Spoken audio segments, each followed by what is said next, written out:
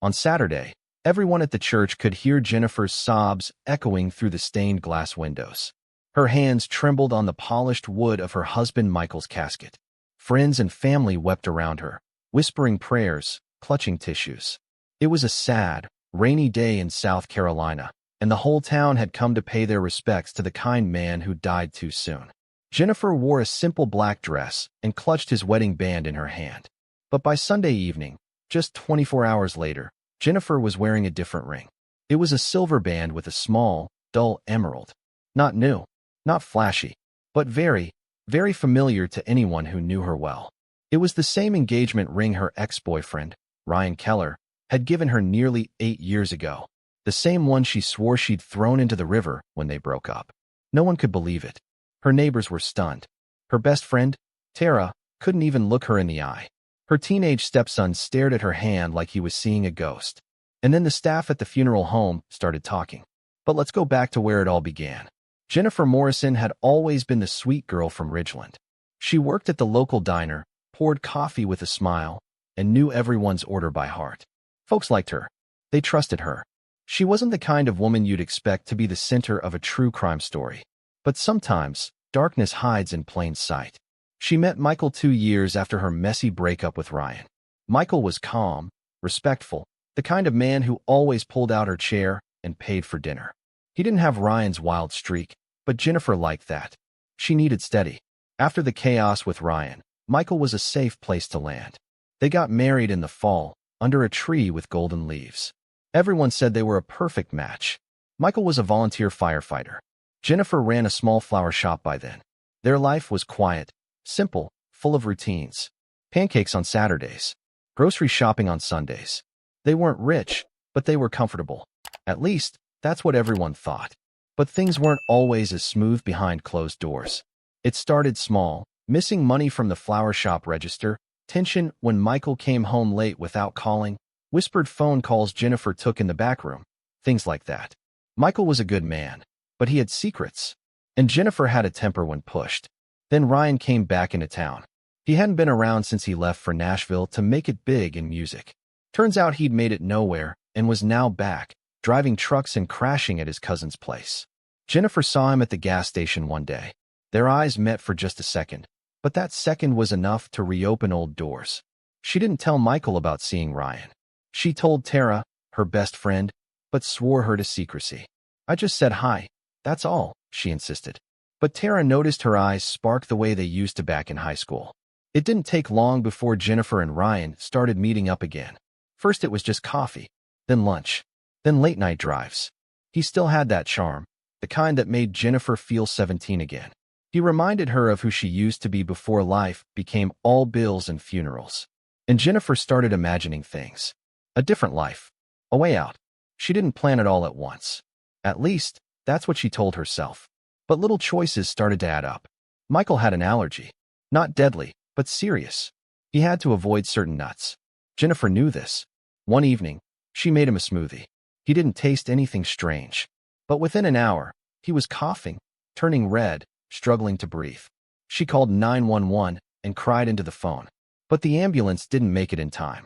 Everyone said it was tragic. An accident. She must feel awful. People whispered at the service. She loved him so much.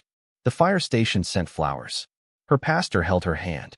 But that Sunday, when she showed up at the grocery store wearing Ryan Keller's ring, people started talking.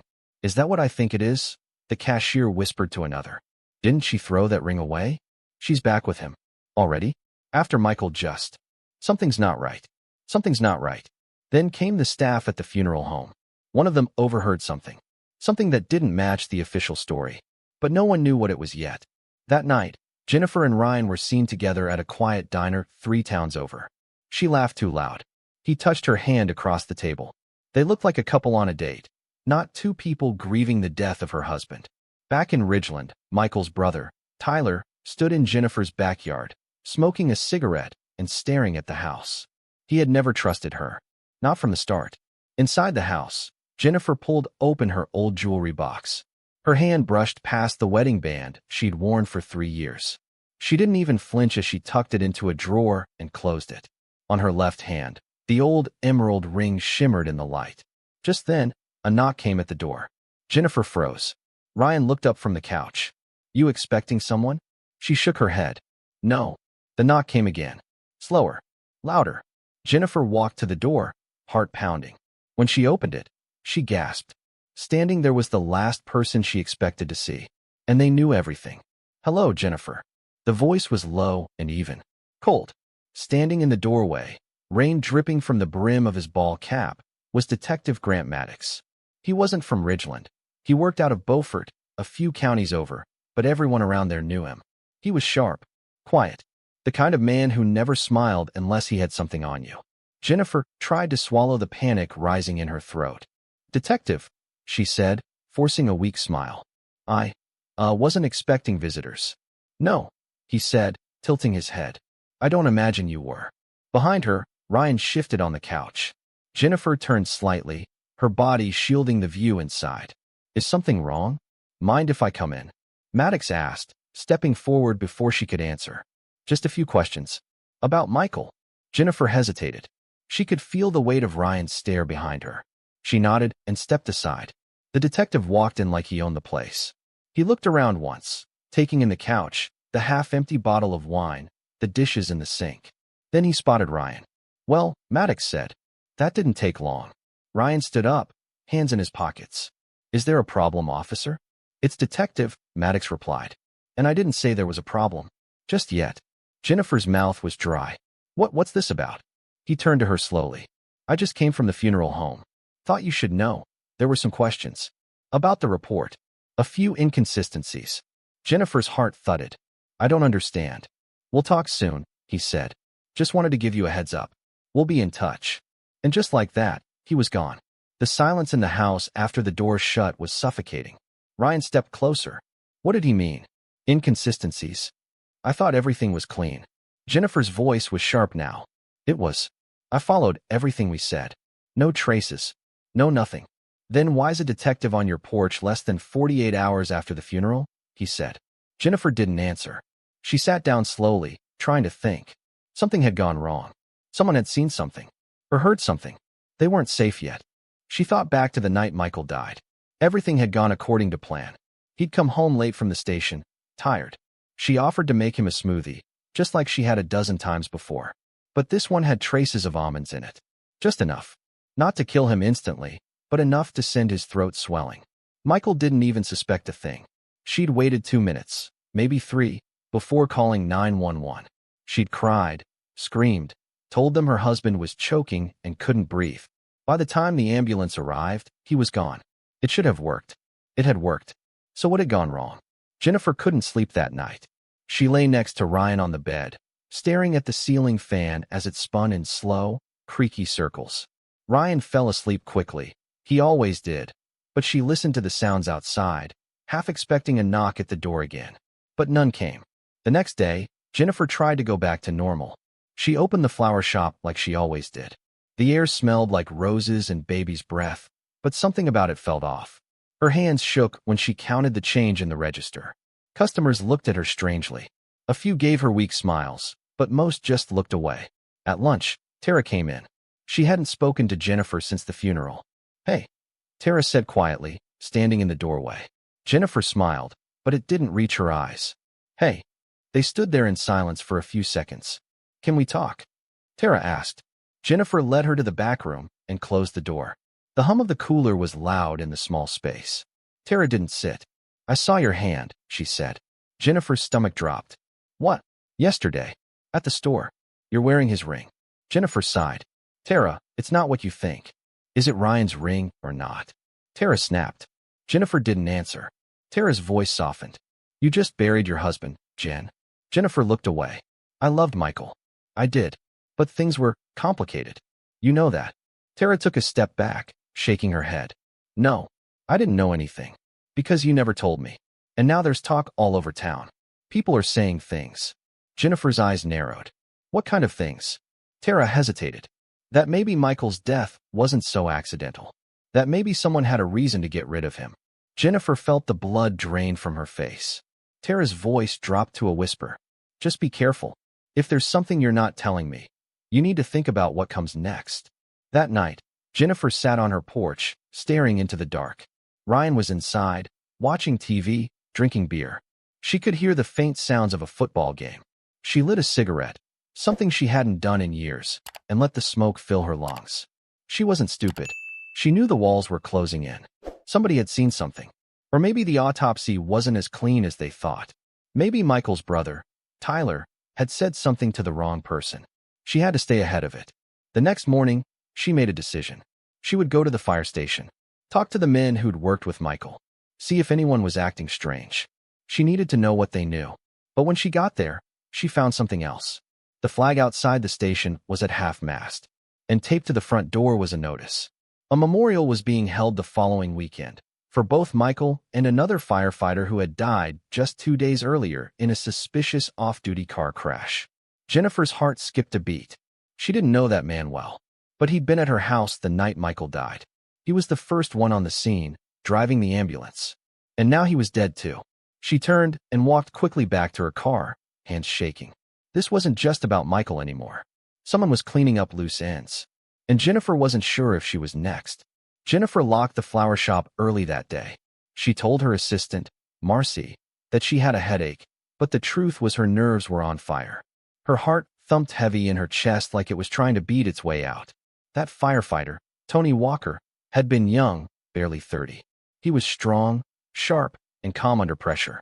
He'd also been the first to respond when Jennifer called 911 the night Michael died. And now he was dead. His name on the memorial notice next to her husband's chilled her to the bone. Jennifer drove aimlessly, her fingers tight around the steering wheel. For a while she ended up out on the old highway, past the train tracks, and out into the fields where no one lived anymore. Just barns, tall grass, and broken fence posts. She parked the car and sat there, staring out the windshield, breathing hard. Okay, she whispered. Think. Had he seen something? Had Tony figured it out? Was that why he died? Or was someone else trying to bury the truth before it got out? She didn't like either answer. Her first thought was to call Ryan, but she stopped herself. Something deep down told her not to. Something about the way he'd looked at her lately. Too calm, too smug. Like he was playing a longer game. No, she needed to move carefully now. She drove back into town just before sunset, slipping through the back door of her house without turning on any lights. The place smelled like old coffee and wet laundry. She found Ryan asleep on the couch, empty beer bottle on his chest, the TV still playing some game show. Jennifer crept past him into the bedroom and locked the door. She sat on the floor with her back against the dresser and pulled out her phone. She opened her old messages and scrolled all the way up, past texts from the florist suppliers, Tara, and a dozen customers, until she found Michael's number.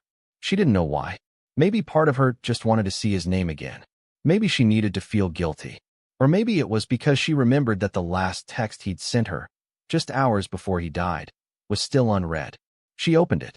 Jen, we need to talk. I know what you did. Her blood ran cold.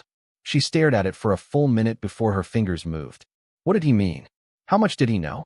She read the message again and again. Then her phone buzzed in her hand, and she almost screamed. Unknown number. One new message. They know. Stop digging, or you're next. Jennifer dropped the phone like it was on fire. She scrambled back from it, hands over her mouth. Her breathing came in shallow gasps. Was someone watching her? How had they gotten her number? She snatched the phone up again and dialed Tara. It rang 3 times before it picked up. Jennifer. Tara, someone just sent me a message. They said I'm next. There was a long pause. Who? I don't know. It was an unknown number. And, Tara, Michael texted me before he died. He knew something. He said, I know what you did. What if he didn't die thinking it was an accident? Tara sounded shaken. Okay, calm down. Let's think. You need to save those messages. Don't delete anything. Come over. We'll figure this out. Jennifer nodded, already grabbing her keys. She didn't tell Ryan she was leaving.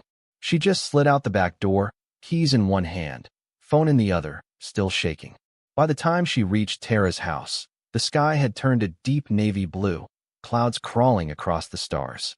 Tara lived in a small brick home just off Mulberry Lane, with wind chimes on the porch and a stone frog by the garden.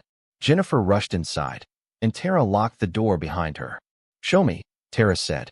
Jennifer handed over her phone. Tara read the message from Michael, then the one from the unknown number. Who did this? Jennifer asked. Who would know all this? The smoothie? Michael's allergy? The ring? Everything. I don't know, Tara said slowly. But this isn't random. This is someone close. Someone who's been watching you. Jennifer swallowed. Do you think it's Ryan? Tara gave her a long look. Do you? Jennifer didn't answer. They sat in silence, both staring at the screen until Tara spoke again. There's something else. I didn't want to say anything earlier, but I heard something. Jennifer looked up. What? Tony Walker, the firefighter who died. I heard a rumor at the diner. He was asking questions the day after Michael's funeral. He told someone he thought something was off about the night Michael died. Said the timeline didn't match. That you sounded too calm on the call. That the symptoms weren't right for an allergic reaction. Jennifer gripped the edge of the table. He said that. Tara nodded. And now he's dead. They stared at each other, eyes wide. Then, there was a loud crash. Glass shattering. Tara jumped up. That came from the front window. They ran to the living room. The window above the couch was smashed. Shards of glass glittered on the carpet. A brick lay in the center of the floor. Wrapped around it was a piece of paper. Tara snatched it up, hands trembling. She unfolded the note. In big, angry letters, it read, "Keep your mouth shut. Next time, it's your head." Jennifer's scream split the room. Tara dropped the note like it burned her fingers. Jennifer stood frozen, her hands shaking at her sides, her breath coming in short gasps. The broken window let in a gust of wind, and the curtain flapped wildly like a warning flag. "Call the police," Tara whispered. Jennifer snapped out of her trance and grabbed her phone. She hesitated. Detective Maddox? Could she trust him? Was he really trying to help? Or was he watching her too? Before she could decide, Tara took the phone and dialed 911. By the time the sheriff's deputy showed up, the note had been carefully placed in a Ziploc bag, and the brick sat untouched on the floor. Tara did most of the talking. Jennifer couldn't stop pacing. Deputy Monroe was a tall, tired-looking man with a gray mustache and a voice that sounded like gravel. "Someone threw this through your window?" he asked. "Yes," Tara said. "We were in the kitchen. It came out of nowhere." He picked up the bag with the note and read it, his brow tightening. "You two know anyone who might want to scare you?" "No," Jennifer lied. He looked over at her. "Mrs. Morrison, right? Michael Morrison's wife." She flinched. "Yes. Widow." He gave a slow nod. "Heard about the accident. Sorry for your loss." Jennifer didn't respond. The word accident stuck in her throat. Monroe glanced back down at the note. "We'll file a report, dust the brick for prints. But just between us, this looks personal." Tara walked him to the door, but Jennifer didn't move. She just stood there, staring at the broken glass. After he left, Tara returned and locked the deadbolt behind him. "You're not going back to your house tonight." Jennifer didn't argue. She curled up on Tara's couch with a blanket pulled to her chin. But sleep didn't come. Her thoughts spun in circles. Who sent the message? Who threw the brick? Was Ryan involved? Or was he being used, just like her? She had to know. No more guessing. No more running. The next morning, she went back to her house while Ryan was at work. She knew his schedule. He'd picked up shifts at a freight company 3 towns over and was gone until at least 6 p.m. She opened his closet and started digging. At first, everything seemed normal. Shirts, jeans, cologne. But in the corner of the top shelf, behind a shoebox, she found a small black notebook. One of those cheap spiral kinds. She opened it, and what she saw made her legs go weak. Inside were pages of notes. Dates, times, names. Her name, Michael's, even Tony Walker's. Some entries were just short phrases. Smoothie prep 8:45 p.m. EMS arrival 9:12. Ambulance time, 11-minute delay. Another page had a chilling line scribbled in red ink. If she slips up, cut her loose. Jennifer felt sick. This wasn't just Ryan helping her. He was tracking her, watching every move, keeping a record. For what? Blackmail? Insurance? Or something darker?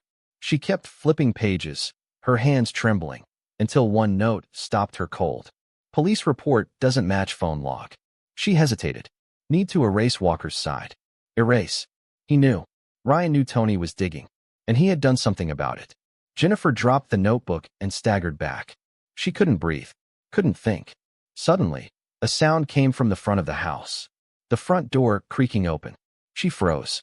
She checked her phone. 5:27 p.m. Ryan was home early. Panicking, she scooped up the notebook and ran down the hall. She ducked into the laundry room and pressed herself into the shadows, holding her breath. She heard his boots on the wood floor, heard the keys drop onto the counter. Then, silence. Then his voice. Jen. She didn't answer. Footsteps, slow and heavy, moved toward the bedroom. She had one chance. She slipped out the side door and sprinted barefoot through the neighbor's backyard. Thorns tore at her skin. A sprinkler soaked her as she passed, but she didn't stop. She ran all the way to her car parked down the block. By the time she reached it, her chest was heaving. She drove straight to the only place she could think of, Detective Maddox's office. He was surprised to see her. "You look like hell," he said. "I don't care," she gasped. "I need to talk. But I want a deal. Protection. Immunity. I'll tell you everything." He didn't blink. "Start talking." She dropped the notebook on his desk. "I think Ryan killed Tony Walker. And I think I'm next." Maddox flipped through the pages. His face stayed stone cold. When he got to the line about erasing Walker, he set the notebook down. "This just became murder," he said. "Not just suspicious death. Murder." Jennifer nodded. "Ryan's been planning this. Maybe from the beginning." He stared at her for a long moment. "All right," Maddox said, standing. "We'll keep you safe. But first, where's the original phone you used to call 911? Jennifer blinked. My cell? It's still in the house." "What?" "We'll need it," he said. "If the timeline's off, we need that data." Jennifer hesitated. "Then we have to go back." He nodded. "Let's move." They drove out in an unmarked car, Maddox gripping the wheel, eyes sharp. But when they turned the corner onto Jennifer's street, both of them froze. Her house was on fire. Bright orange flames devoured the roof. Smoke billowed into the sky. Neighbors stood in the street with their hands over their mouths. And in the middle of it all, standing calmly by the mailbox with his arms crossed, was Ryan Keller, watching it burn, smiling. Jennifer couldn't move. The car wasn't even in park before she threw open the door and ran. "Jennifer!" Detective Maddox shouted behind her, but she was already sprinting toward the burning house, eyes locked on Ryan. Flames cracked through the windows. Her curtains curled in the heat. The flower shop records, her wedding pictures, Michael's belongings, even her own memories, all of it was being turned to ash. And Ryan just stood there, arms crossed, eyes cold and still. She slowed down only when she got within a few feet of him. "You're insane," she gasped. Ryan tilted his head. "You left your notebook out, Jen." "No. I hid it." "I know," he said calmly. "And I knew if you found it, you'd panic. So I came home early. Figured I'd catch you red-handed." Jennifer took a step back. "So you burned it all?" she whispered. "You think that erases everything?" "It erases enough," he said. "No phone, no notebook, no proof." "You killed Tony, didn't you?" she asked. His smile faltered just a bit. "He was a good guy?"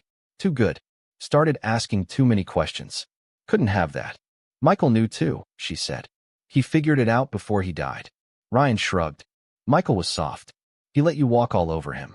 He'd never have done anything. But you? You're the one who poisoned him. Not me. I just gave you the idea." Jennifer stared at him, heart pounding. "You used me," she said, voice shaking. "From the second you came back into town. I loved you," he said simply. "Still do.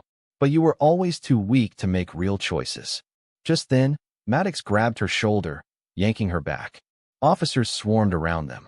"Hands where I can see them," one of them barked. Ryan didn't move. "This is harassment. You've got nothing." But Maddox stepped forward, holding something in a plastic evidence bag. It was Jennifer's backup phone. She gasped. "But that was in the drawer." "Secondary search team pulled it from under the floorboards in your bedroom closet," Maddox said. "Guess you were smarter than you thought." Ryan's face drained of color. "Call log matches nothing you reported. You delayed the 911 call by 4 minutes. For minutes, while your husband died. That's enough to prove intent." Ryan's fists clenched, but he didn't resist as they pulled his hands behind his back and cuffed him. "I should have finished the job," he muttered. "You just did," Maddox said. As Ryan was shoved into the back of the cruiser, Jennifer sank to the ground, the heat from the flames pressing against her skin, tears finally spilling down her face. 3 months later, Jennifer stood outside the courthouse. She wore a simple black coat and stared down at the plain gold wedding band in her hand, Michael's. They'd recovered it from the safe deposit box he kept at the bank. Inside had been more than just the ring. Letters, notes, documents. As if Michael had suspected something and was gathering his own quiet defense. He never got the chance to use it. Jennifer testified against Ryan during the trial. She didn't sugarcoat anything. She admitted to the poisoning. She told the truth about the ring, about the guilt, about everything. Her deal with the DA reduced her sentence. 5 years in a minimum security facility with eligibility for parole in 2. In exchange, her testimony buried Ryan Keller under a life sentence without the possibility of parole. Tara came to visit her once a week. Maddox checked in occasionally. But most days, Jennifer spent in silence, thinking about the slow decisions that led to a single, terrible night. She had worn her ex's ring one day after burying her husband. And now, every night, she fell asleep knowing that Ryan had always planned for her to take the fall. But she was the one who spoke first. And the one who walked away, scarred, guilty, but alive. Because in the end, the truth always burns brighter than the lie, even if it takes a fire to reveal it.